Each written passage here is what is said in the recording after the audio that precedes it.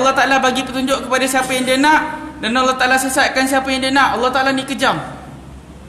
Ustazah tu bila ditanya soalan dalam tu, ustazah tu tak menjawab. Bila lama kelamaan, lepas tu ustazah tu jumpa dia one by one. Sebab dalam kelas tu ramai orang Islam. Dia jumpa one by one. Nama dia saya tak ingat, tapi nama dia selepas Islam Adam. Ustaz Adam. Dia cakap, Adam, walaupun awak ni buta, tapi awak yang paling celik. Sebab dalam sekolah ni tak ada siapa tahu tentang tangga, tak ada siapa tahu tentang selekoh, sudut, semua orang tak tahu. Yang tahu awak seorang je. Walaupun Allah Ta'ala tarik satu, tapi Allah Ta'ala bagi banyak pada awak. Walaupun Allah Ta'ala tarik satu, tapi Allah Ta'ala bagi banyak. Yang orang yang Islam dan bukan Islam ni sebenarnya pilihan. Pilihan ni maksudnya Allah Ta'ala bagi peluang. Allah Ta'ala bagi petunjuk kepada dia, sama ada dia nak terima ataupun tak nak terima. Balik pada Ustaz Adam ni tadi, bila Ustazah kata, awak je tahu kat mana tangga. Saya, bila Ustaz ni datang bagi ceramah kat tempat saya pernah jemput dia masa tu kat UKM. Saya nak jemput dia, dia suruh saya ambil. Biasa penceramah ni terus datang je, tapi sebab dia suruh ambil, kan, tak apalah. Walaupun tak ada kereta, pinjam kereta kawan, saya usahakan pergilah cari dia dekat Jalan Tun Sambatan.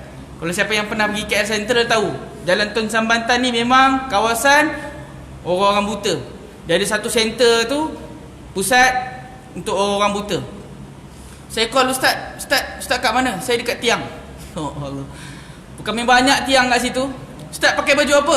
Saya pakai baju kuning. Dia cakap pakai baju kuning. Lepas tu saya tengok, saya keluar, saya tengok, agaknya dia ni ikut. Sebab saya cakap, dia cakap, ni ikut orangnya. Assalamualaikum. Rupanya baru tahu dia buta. Ya Allah. Macam mana saya boleh tanya dia dekat mana?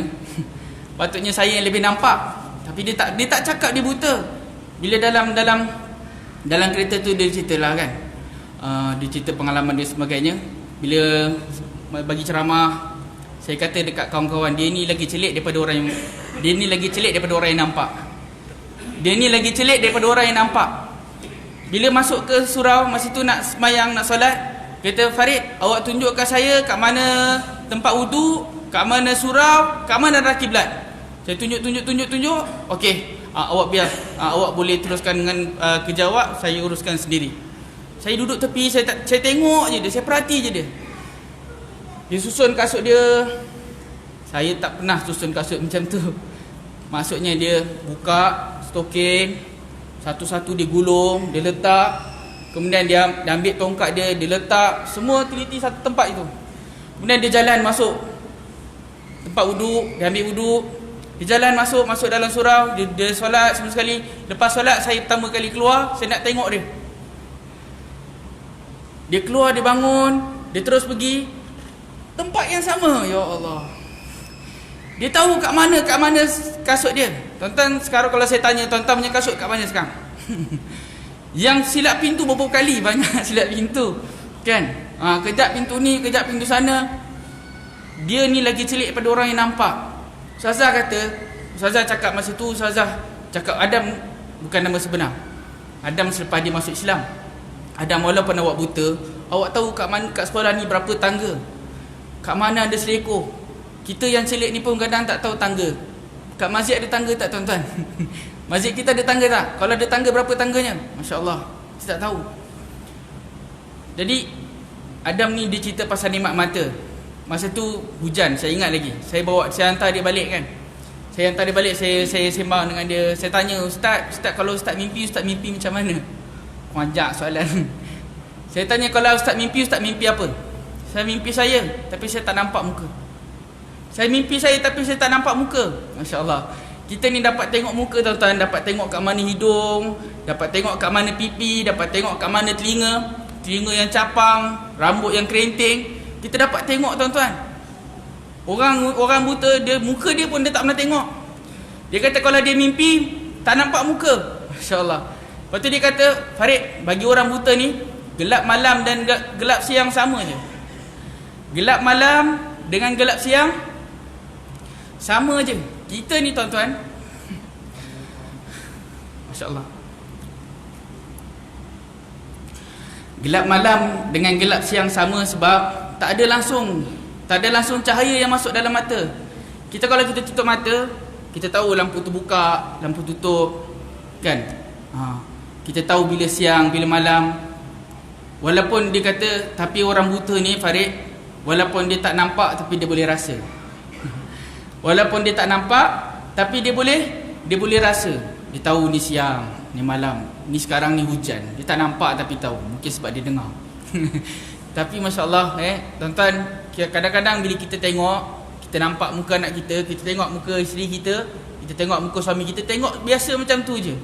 Bila kita berjalan, kita tengok alam ni, kita tengok burung, kita tengok langit, kita tengok hujan, kita tengok matahari yang terbit, matahari yang terbenam, kita tengok bintang kat langit, kita tengok biasa je. Tapi sebenarnya Allah Ta'ala bagi nikmat yang sangat besar.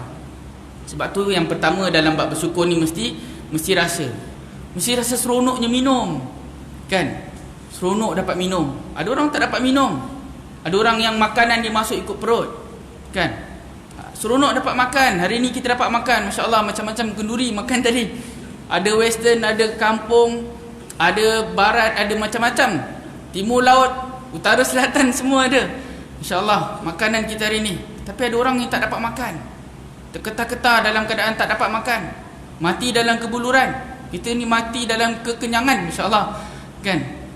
Kita dapat makan, tuan-tuan. Bila kita dapat makan tu, kita kena rasa syukur. Kena rasa. Mesti kena rasa dulu. Kalau tak rasa, maksudnya tak syukur. Kita tak boleh nak syukur benda yang kita tak rasa. Kena ada rasa seronoknya dapat mendengar. Dapat dengar bunyi. Orang yang tak dapat mendengar, dia tak dapat bercakap. Sebab dia tak tahu macam mana nak menuturkan. Sebab tu kalau ada anak-anak, dia lambat bercakap, bawa pergi klinik, doktor tak tengok lidah dia, tak tengok tekak dia. Doktor tengok apa? Doktor tengok telinga dia. Kalau telinga dia okey, mungkin dia lambat bercakap sebab malu. Tapi kalau telinga dia tak okey, memang dia tak boleh nak bercakap sebab dia tak dengar. Bila dia tak dengar, dia tak boleh nak bunyikan. Kena ada rasa. Yang pertama kena ada rasa. Yang kedua mesti sedar yang nikmat tu sebenarnya datang daripada Allah. Ini baru betul bersyukur. Bila syukur, dia sedar yang sebenarnya benda tu datang daripada Allah. Hari ni kalau kita pandai, sebenarnya pandai bukan daripada kita. Pandai ni Allah Ta'ala yang bagi. Kita ni cuma usahakan je. Kalau kita kata kita pandai sebab kita belajar, memanglah kita pandai sebab kita belajar. Macam saya, pandai masya-Allah. Sebab saya belajar. Tapi yang nak dapat belajar ni macam mana? Dengan matanya, dengan kepalanya, dengan tangannya, dengan kakinya. Kalau satu je Allah Ta'ala tarik nikmat, belum pasti lagi saya boleh belajar seperti mana yang saya telah belajar. Kalau Allah Ta'ala nak turn, kalau Allah Ta'ala nak pusing kehidupan kita sekejap je Allah Ta'ala pusing, jadi lain daripada yang sepatutnya. Sebab tu kita kena sedar, apa-apa pun yang kita dapat pada hari ini, semua datang daripada Allah, kan? Semuanya datang daripada Allah. Allah Ta'ala jadikan mulut kita, Allah Ta'ala jadikan mata kita, Allah Ta'ala jadikan jantung kita. Pada diri kita ni semua Allah Ta'ala jadikan. Dan bukan diri kita je, dunia ni seluruhnya Allah Ta'ala jadikan. Allah Ta'ala sebut, afaghayra dinillah yabghun bal lahu aslama man fis samawati wal ard tau'an wa karhan wa ilaihi yurja'un. Apakah patut kamu mencari agama, cari hidup selain daripada cari hidup Islam? Sedangkan cari hidup Islam ni, sedangkan patuh ataupun tunduk kepada Allah Subhanahu Wa Taala, serah diri kepada Allah Subhanahu Wa Taala, semua yang berada di langit dan semua yang berada di bumi. Tuan-tuan, semua yang berada di langit dan semua yang berada di bumi. Contohlah tuan-tuan, kita tengoklah rumput. Mana banyak rumput dengan manusia? Mana banyak rumput dengan manusia? Banyak rumput lagi pada manusia. Itu baru rumput, belum semua pokok-pokok yang lain. Belum semut lagi. Belum binatang-binatang yang lain. Semua ni tunduk patuh pada Allah. Sehingga kan angin pun tunduk patuh pada Allah. Bulan, bintang, matahari, semuanya tunduk patuh pada Allah. Yang tak patuh siapa? Manusia yang kerdil. Manusia yang kecil ni tak nak patuh pada Allah. Sedangkan manusia ni hidupnya tak lama, sekejap je. 80 tahun, 90 tahun meninggal. 30 tahun, 40 tahun meninggal. Hidupnya sekejap, tapi tak nak ikut perintah Allah Subhanahu Wa Taala. Tak nak tunduk dan patuh pada perintah Allah. Dia ingat hidup dia saja.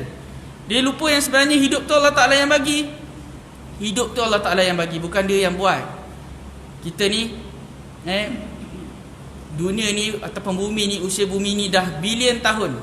Saya baca dalam Facebook. Kalau Facebook tipu, saya tipulah tuan-tuan. usia kelisa. Dia sebut dia buat cerita pasal kelisa. Kelisa ni antara binatang purba yang masih ada, dia pernah hidup selama 2 bilion tahun. Maksudnya generasi kelisa ni dah 2 bilion tahun. Kalau kita pergi ke Gua Tempurung tuan-tuan, dia ada stalactite dengan stalagmite kan. Stalactite tu dititis sampai jadi banyak, sampai jadi tinggi, sampai nak bertemu dah. Nak dapat boleh bertemu ni tuan-tuan, juta tahun. Bukan setahun dua, juta tahun.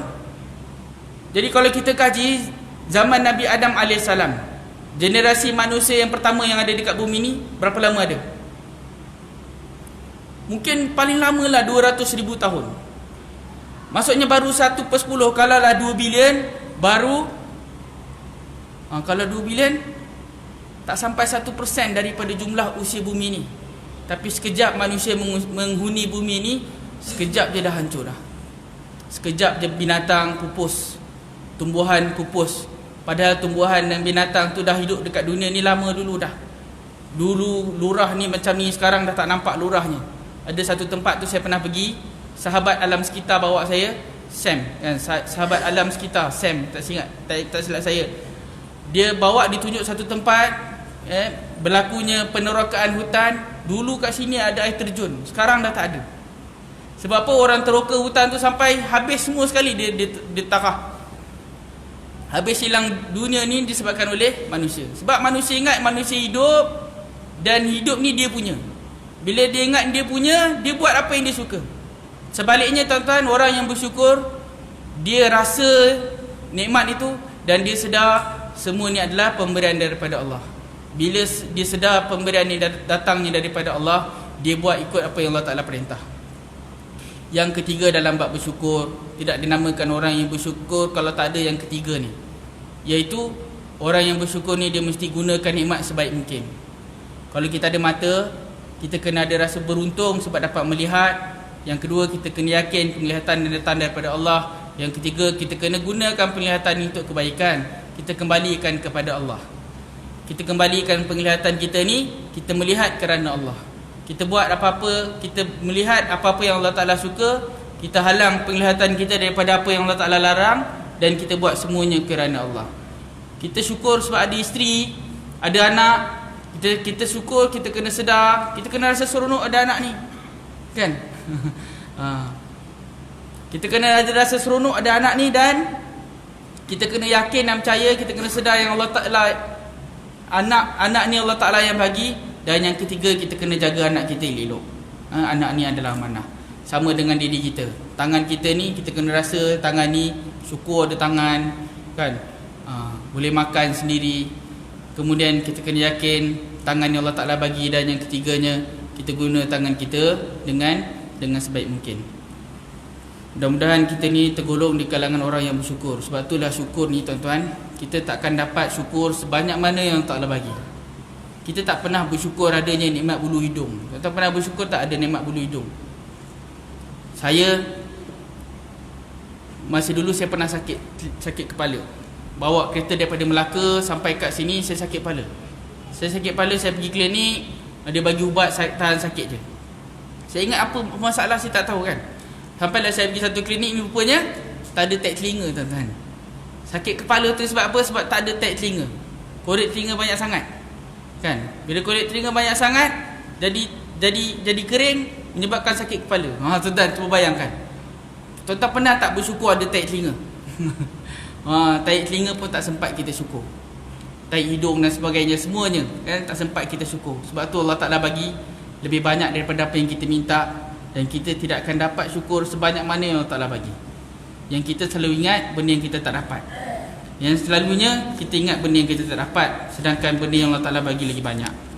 Kalau kita sempat ingat apa yang Allah Ta'ala bagi, mungkin kita tak sempat nak minta apa yang kita tak dapat. Jadi tuan-tuan, kita tadi itu mukadimah. Kita masuk kepada sambungan perbincangan kita berkaitan dengan takwa, takut tetapi rindu, huraian ayat yang ke-10. Kalau sebelum pada ni, huraian ayat yang ke-9, Allah Ta'ala sebut dalam surah Az-Zumar ayat 33, a'udzubillahi minasyaitanirrajim, walladzi jaa'a bisidqi wa saddaqa bih ulaika humul muttaqun. cerita pasal takwa, takut tapi rindu ni maksudnya keterangan ayat-ayat yang menceritakan tentang sifat orang-orang yang bertakwa. Bila Allah Ta'ala sebut tentang orang bertakwa, kemudian Allah Ta'ala terangkan ciri-ciri orang yang bertakwa. Jadi pada ayat yang ke-9 ni Allah Ta'ala katakan, dan nyatalah bahawa yang membawa kebenaran, tauhid dan hukum agama, serta ia dan pengikut-pengikutnya mengakui kebenarannya dengan mematuhi hukum itu, mereka itulah orang-orang yang bertakwa. Orang yang bertakwa ni macam mana? Orang yang bertakwa ni apabila datangnya orang yang membawa kebenaran, maksudnya orang yang datang membawa kebenaran ini, orang yang datang membawa petunjuk ataupun menerangkan kita tentang isi kandungan Al-Quran ataupun hadis Nabi Muhammad sallallahu alaihi wasallam. Bila datang orang ni, kita kena benarkan dan kita kena ikut. Demikian adalah ciri-ciri orang-orang yang bertakwa. Ikut maksudnya kita kena patuh kepada apa yang disampaikan. Kadang-kadang orang datang ajak kita, benda tu betul, tapi kita tak dapat nak ikut. Sebab apa? Sebab kurang kita ataupun silap kita ataupun lemah kita. Biar disebabkan oleh lemah kita, jangan disebabkan oleh jahil kita. Janganlah sampai kita menolak sesuatu itu disebabkan oleh kejahilan kita. Kalau kita tak mampu, kita kena akur dulu.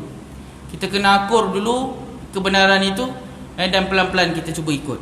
Huraian ayat yang ke-10, Allah Ta'ala sebut dalam surah Az-Zukhruf ayat 67. A'udzubillahi minasyaitanirrajim. Al-akhila'u yawma idzin ba'duhum li ba'din adu illal muttaqin. Pada hari itu sahabat-sahabat karib setengahnya akan menjadi musuh kepada setengahnya yang lain, kecuali orang-orang yang persahabatannya berdasarkan takwa, yakni iman dan amal soleh. Ayat ini menegaskan di antara tanda takwa itu adalah bersaudara atau bersahabat dengan iman dan kerana Allah, membawa kebahagiaan di hari akhirat. Manakala yang menjalin persaudaraan kerana harta, pangkat, hubungan keturunan dan lain-lain perkara dunawi tanpa berpandukan petunjuk Allah akan bermusuh di hari akhirat. Bagi menegaskan sifat takwa dan hubungannya dengan persaudaraan Islam, Allah Ta'ala sebut dalam surah Al-Hujurat ayat 10, innamal mu'minuna ikhwatun fa aslihu baina akhwaykum wattaqullaha la'allakum turhamun. Sebenarnya orang-orang yang beriman itu adalah bersaudara. Damaikanlah di antara dua saudara kamu yang bertelingkah itu, dan bertakwalah kepada Allah supaya kamu beroleh rahmat. Nabi Muhammad sallallahu alaihi wasallam yang menegaskan ikatan persaudaraan iman adalah paling kukuh. Bandingan Nabi sebut bandingan orang-orang yang beriman itu dalam hubungan kasih sayang dan bersimpati di kalangan mereka laksana anggota dalam satu jasad. Apabila satu anggota mengadu sakit, seluruh anggota berjaga dan demam menanggungnya. Ayat yang ke-10, ciri-ciri orang yang bertakwa ialah bersaudara.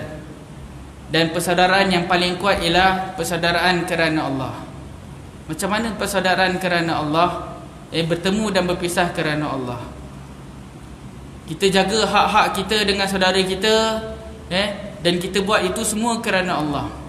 Kalau orang tu dibuat sesuatu tu kerana Allah, hubungannya kekal bukan saja di dunia, bahkan di akhirat.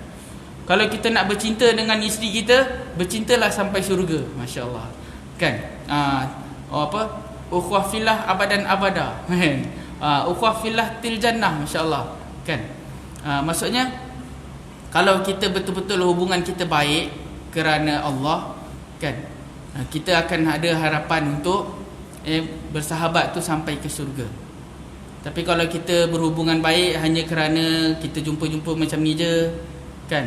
Ataupun sebabkan oleh kita ni sama satu jiran ataupun satu tempat kerja, kan, hubungan tu tak kekal. Sebaliknya hubungan yang kekal ialah hubungan yang dibuat kerana Allah. Sama juga kita bila kita berkawan, kita kena berkawan kerana Allah.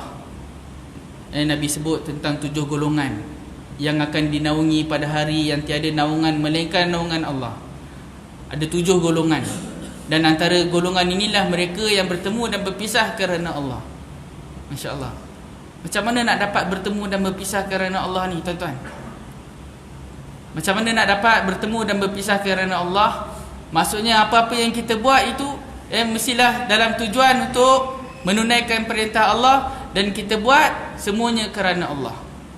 Kalau kita sayang seorang tu, kita sayang kerana Allah. Dan kalau kita nak tegur seseorang tu pun, kita tegur kerana Allah. Antara tanda orang tu tegur betul-betul ikhlas kerana Allah, kalau orang tu tak terima, dia tidak merajuk.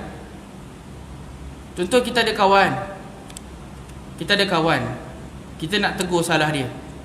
Tanda kita betul-betul ikhlas tuan-tuan, kalau kita tegur, lepas tu dia tak dengar, kita tak merajuk. Susah nak dapat. Selalunya bila kita tegur, dia tak dengar, kita akan stres, kita akan down, kita akan murung dan sebagainya. Tapi kalau kita tegur kerana Allah, orang terima ke tak terima ke, kita dah selesaikan tugas kita. Dalam surah Al-A'raf, Allah Ta'ala cerita tentang, tapi ini bukanlah cerita pasal orang-orang di kalangan orang-orang yang baik, tapi cerita pasal orang-orang yang jahat. Dia mengungkit, dia cerita pasal orang yang jahat yang masuk ke dalam neraka.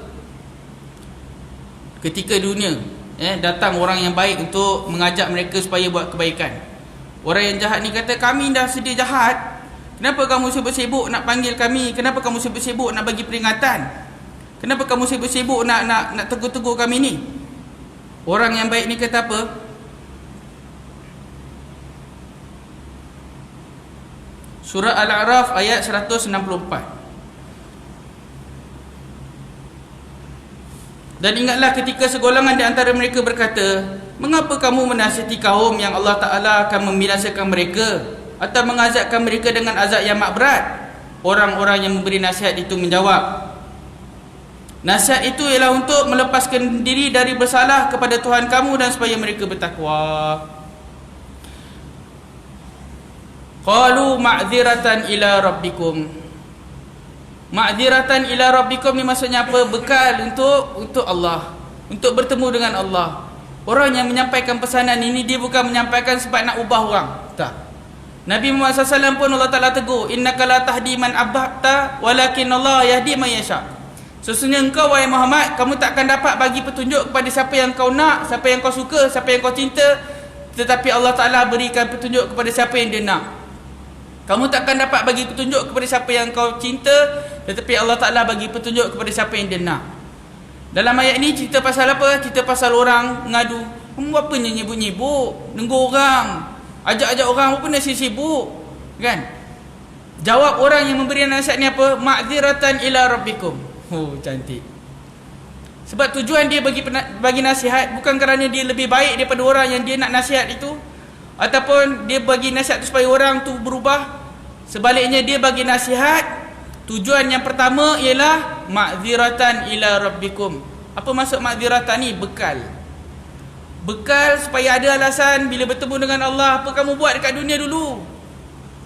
Aku bagi kamu nyawa, aku bagi kamu masa, aku bagi kamu hidup, aku bagi kamu kelapangan. Apa kamu buat dekat dunia dulu?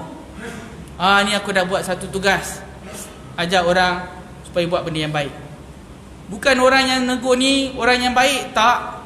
Kalau nak tunggu baik, saya tak tegur tuan-tuan. Saya tak duduk kat sini. Saya rasa saya yang paling lemah antara kita yang ada kat sini ni. Kalau nak tunggukan baik, saya tak duduk kat sini tuan-tuan. Tapi ini ma'dziratan ila rabbi. Ini ma'dziratan ila rabbi, bekal supaya saya dapat bertemu dengan Allah.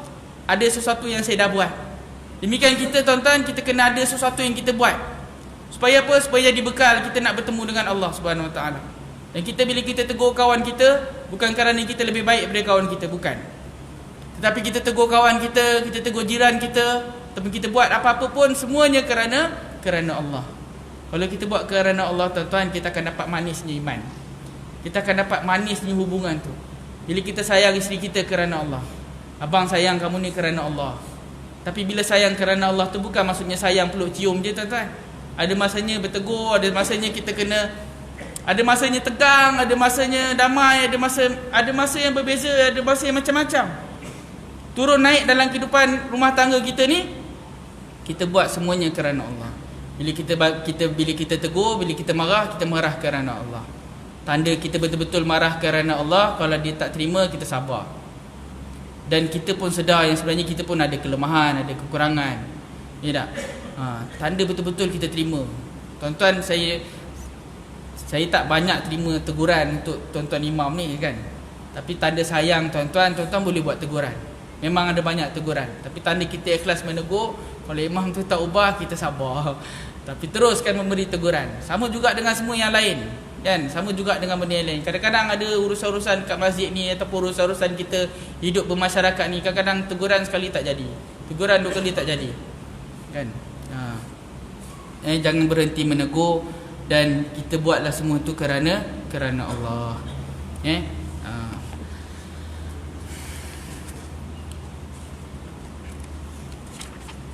Walaupun orang yang bersaudara atau bersahabat bukan kerana Allah yang berdasarkan iman sehingga sanggup menentang Islam dan musuh saudaranya yang berjuang menegakkan Islam, ia tergolong di kalangan orang yang, walaupun orang yang bersaudara atau bersahabat bukan kerana Allah yang berdasarkan iman sehingga sanggup menentang Islam dan musuh saudaranya yang berjuang menegakkan Islam, ia tergolong di kalangan orang yang tidak bertakwa.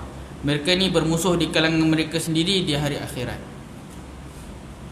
Tuan-tuan, bila kita tak laksanakan tugas kita dengan betul, nanti kelak kita tak nak jumpa dengan semua orang.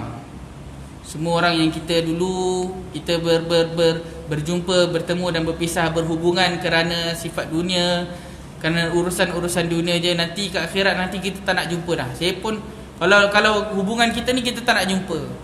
Seperti mana Allah Taala terangkan, yauma yafirul mar'u min akhihi. Hari itu seorang lelaki akan berlari ataupun cuba nak mengelak daripada saudaranya, wa ummihi wa abih, daripada ibu dan ayahnya, wa sahibatihi wa banih, daripada kawan dan anak-anaknya. Maksudnya kalau kat dunia ni kita sayang sangat, tapi dekat akhirat nanti ada satu golongan ini, dia tak nak jumpa dengan mak dia pun dia tak nak, dengan ayah dia pun dia tak nak, dengan anak dia pun dia tak nak, dengan rakan-rakan dia semua dia tak nak jumpa. Sebab apa? Sebab ada banyak salahnya dia dengan orang tu. Sebab amanah dia, tanggungjawab dia, hak-hak dia dengan kawan-kawan dia, dia tak penuhi. Dia tengok kawan dia buat salah, dia biar je. Dia tengok kawan dia buat salah, dia biar je. Dan tak ada rasa sikit pun sayang dia dengan kawan dia. Tak ada rasa sayang sikit pun dia dengan kawan dia. Kalau dia tegur kira nak gaduh je. Kan? Zaman sekarang macam ni, lain sikit je habis. Bergaduh, berpisah habis semua. Kan? Padahal lainnya sikit je. Kan? Dah tak boleh nak elak sebab kita berada di akhir zaman. Zaman yang berpecah umat Islam ni, masya-Allah. Berpecah teruk sangat. Padahal yang bezanya sikit. Tapi bila perbezaan yang sedikit ni tak dapat nak diurus dengan baik, jadi berpecah, bertelagah habis semua sekali. Hari itu anak pun tak nak jumpa dengan mak. Kalau dekat dunia ni sayang sangat, masa nak meninggal tu meratap habis. Tapi nanti dekat akhirat tak nak jumpa dengan anak dia. Sebab apa? Sebab ada salah dia dengan anak dia. Kan? Bukan anak dia ada yang derhaka dengan ibu bapa. Ada ibu bapa derhaka. Istilah ibu bapa derhaka, tuan-tuan. Bukan anak je derhaka, ibu bapa derhaka pun ada. Bukan isteri je derhaka, suami yang derhaka pun ada. Cuba yang. Bukanlah suami tu derhaka, tetapi suami yang tidak melaksanakan tugas dan tanggungjawab. Kita akan dipersoalkan nanti. Kalau kita tak buat tanggungjawab kita dengan baik, tak bimbing ahli keluarga kita. Kan? Kita kahwin kerana apa? Kita kahwin kerana Allah. Kita hidup kerana apa? Kita hidup kerana Allah. Kita sayang, kita benci, semuanya kerana Allah. Kalau saya tak suka awak, kawan orang ni lah, bukan awak. Orang. Kalau saya tak suka awak, saya tak suka kerana Allah. Saya tak suka kerana Allah. Bila tak suka kerana Allah ni macam mana keadaannya? Apa yang dia buat salah, yang tu kita hukum. Tapi hal-hal yang lain tu dia tak bersalah. Dia cuma bersalah pada satu part dia tu je. Yang lain tak salah. Dia cuma hidung dia tak mancung, contoh, kan? Salah dia pada hidung dia tak mancung je, contoh. Tapi yang lain-lain semua tak ada masalah. Kan? Macam contohlah, contoh yang saya pernah jumpa orang-orang yang kahwin ni yang nak bercerai. Kan? Yang salah tu pada makan. Kadang-kadang makan tak boleh, tak boleh, makanan tak boleh, tak sama. Kan? Kadang-kadang disebabkan makan tu jadi bergaduh. Kan? Dia tak nak serika baju saya.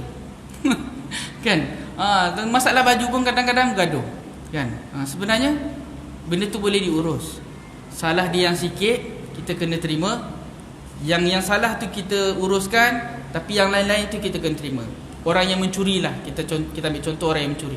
Orang yang mencuri ni salah dia mencuri, tapi diri dia tu, dia salah dia mencuri, tapi diri dia tu masih ada peluang untuk kita baiki.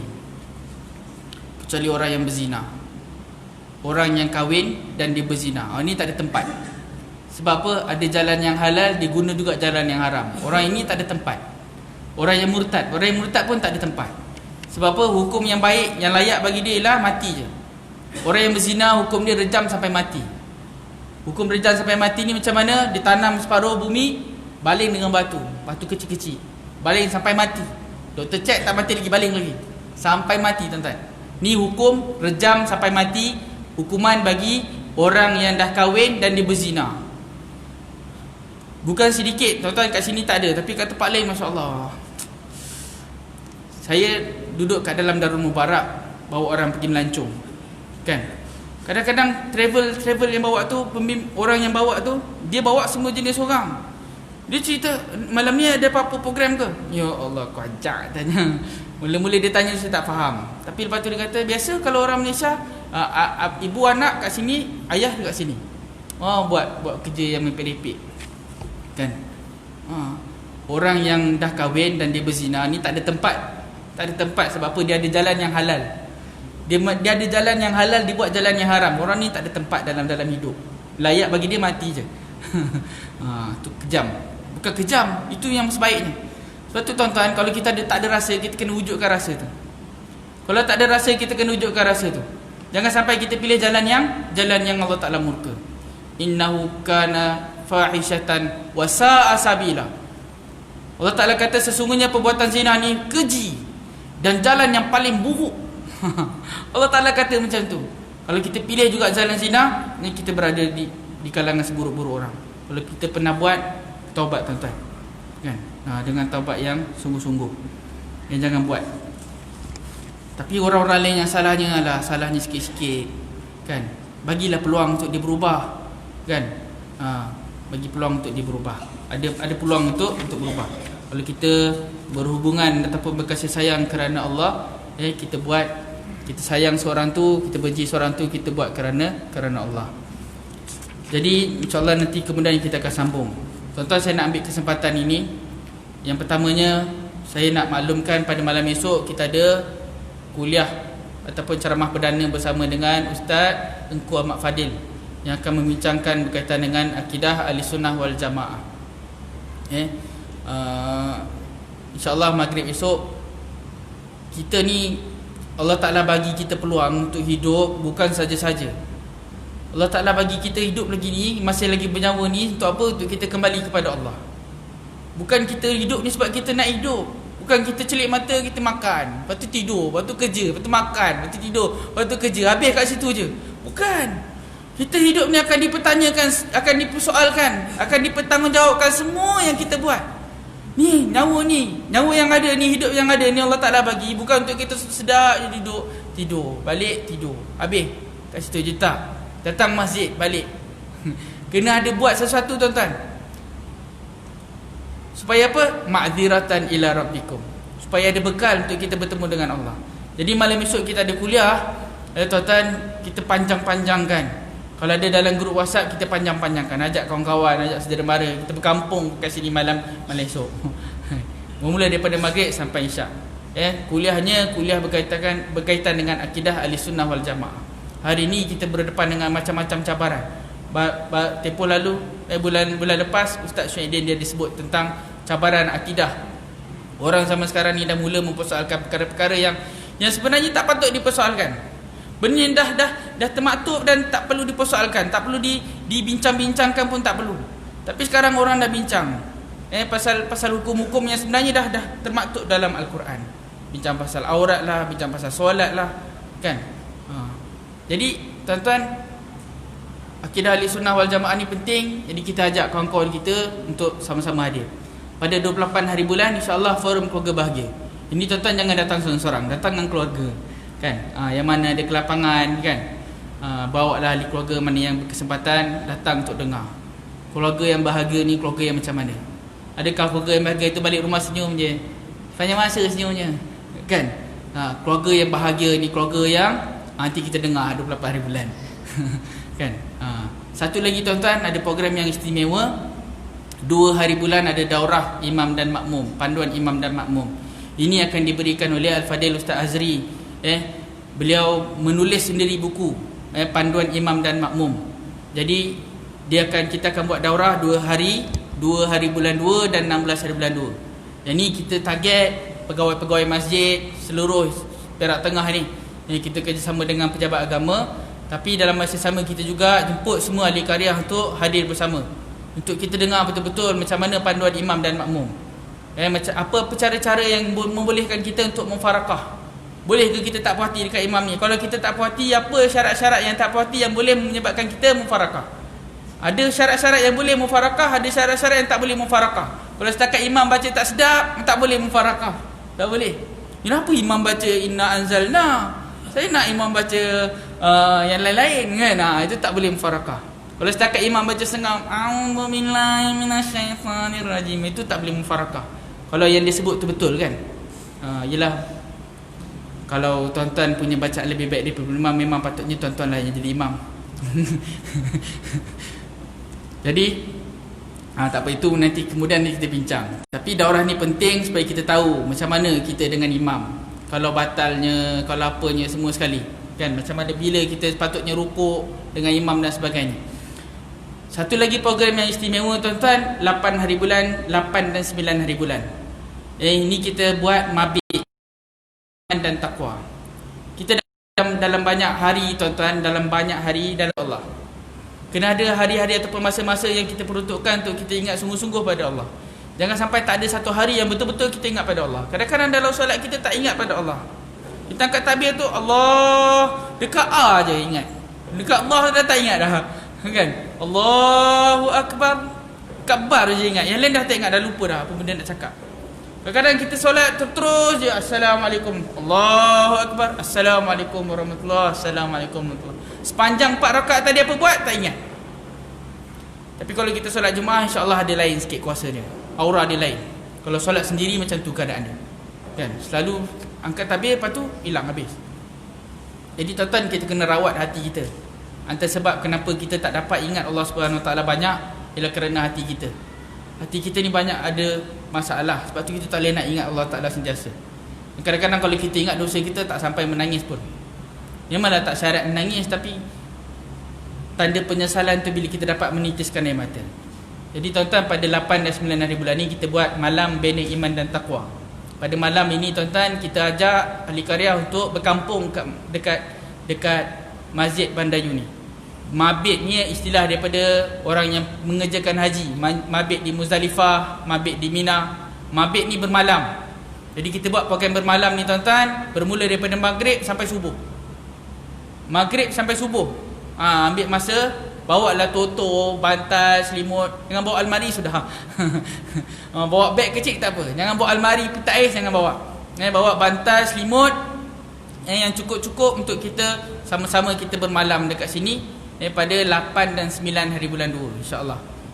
Semua ahli-ahli qaryah dijemput, yang bukan ahli qaryah pun dijemput. Kita panjang-panjangkan, kita hebah-hebahkan supaya malam tu kita hadir beramai-ramai.